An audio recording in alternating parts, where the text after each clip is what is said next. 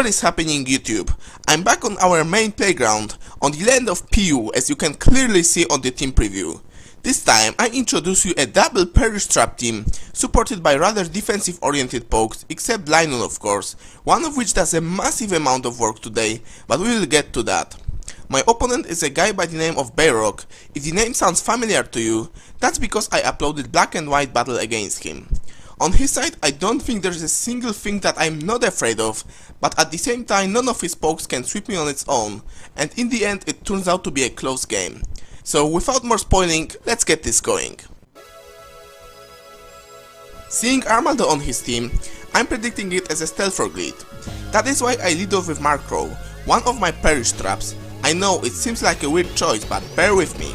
Nobody in his right mind would stay in that situation, so I know that he will just set up his rocks predicting my switch, so that gives me a free turn to trap him with a mean look. Then, thanks to my prankster ability, I'm able to lower his attack by 2 stages with a Feather Dance and take a Rock Slide very nicely. After another Feather Dance, Rock Slide does barely anything to me, so I roost off almost back to full HP and it's time for a Perish Song. Now just 2 more turns, one Rock Slide which almost doesn't do anything, and another one which misses as I roost off again, switch to Clang which takes 8 HP of damage, and that Armaldo is dead. That, ladies and gentlemen, is my first perish trap in a nutshell, and that is how you use your typing disadvantage at your advantage.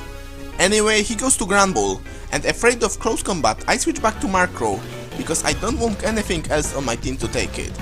He sets up a substitute on my switch, and then I have a derp moment and go for a Feather Dance, which is obviously blocked by a substitute, so he gets a free bulk up. With +1 attack and defense, this Grand Bull is a huge threat to my team, so I go for a Perish Song again, so that he has only 2 turns to attack, and after that he will either waste a substitute and switch out or die. He goes for another bulk up and then easy takes my Markrow out with a Focus Punch, but I have a plan how to walk around this thing. I go to Stun Fisk, mainly to set up my rocks, but also because I think I can survive one Focus Punch, and I do indeed take it even better than I expected. So now he has a choice, either to take me out and die, or save his Grand Bull for later and switch out. In any case, I go for a Pain Split, and it works out beautifully as his Grand Peak gives me quite a bit of health, and after leftovers I'm back over half.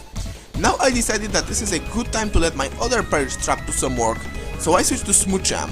Yes, ladies and gentlemen, a Smoocham, fully invested in special defense and HP with Eviolite, so his Psychic does barely anything.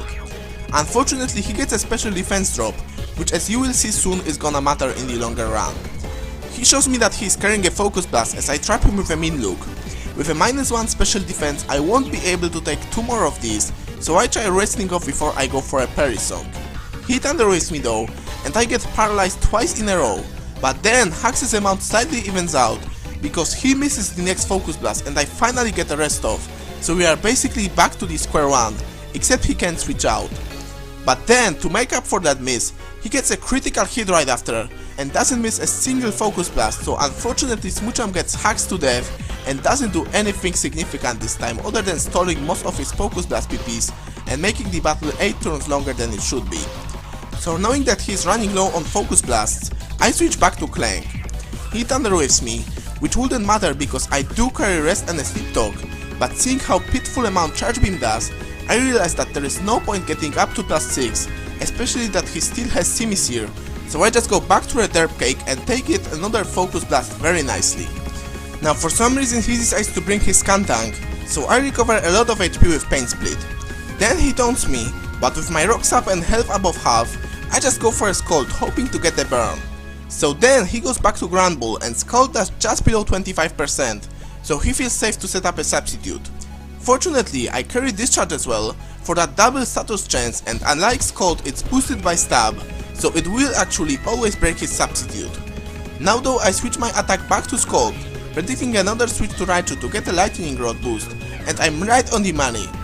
He sets up a nasty plot, but I get a burn with another Scald, which means that he is able to get only 1 hit off. Moreover, even at +2, Hidden Power Ice or Grass doesn't even come close to taking me out, and thanks to a burn damage I finish him with another Scald. In comes Simisear, but for some reason he decided to go for a Grass Knot, and because Stun Fisk is surprisingly light, it doesn't do much. Not only that, seeing no life of recoil, I assume that he is choice locked, Another grass knot still doesn't take me out and he goes down to Scold as well. So Derpcake is just sitting here, looking funny at him and punching holes in his team. He goes back to Skuntank and I decided that Stunfisk did more than enough this game, so I just let him take me out. Then I bring my Sidra, and because this one is actually defensive with Eviolite, I take a crit stab Sucker Punch like a monster and take him out with Waterfall. Back comes Grumpig and he plays it safe, so instead of taking me out he Thunders me first as I go for a Waterfall just to do some damage and then takes me out with a Psychic. So now I go back to Clank, and unlike before with the biggest threats gone, I'm free to set up.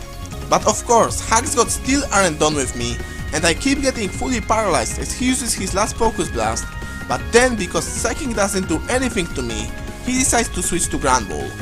I hit him with a Charge Beam on the switch and get my special attack to +1, but then wouldn't you know it, I get paralyzed once again, and he destroys me with unprotected Focus Punch. So watch and learn, people. That is how you predict Haxes. Anyway, it all doesn't really matter, because my Linoon comes in ready to clean up the field. By now I'm pretty sure that Focus Punch is the only move he can hit me with, so I just go for Extreme Speed to prevent that. Then he switches to Grumpig, but E-Speed does a lot more damage to this thing than to Granbull, and even if he will be able to lift another one, I'm carrying a Shadow Claw just to hit Ghost and bulky Psychic types, and I go for it just to show him that even if he would fodder his Granbull, he wouldn't be able to take me on. On the next turn he decides to forfeit, which only saves one turn of already a long battle, and that is the game. Good game, Bayrock, a bit slower pace than I'm used to, but it turns out that defensive oriented pokes can sometimes cause as much trouble as a threatening sweeper. If you guys enjoyed this longer than usual battle, you know exactly what to do. See you all next time.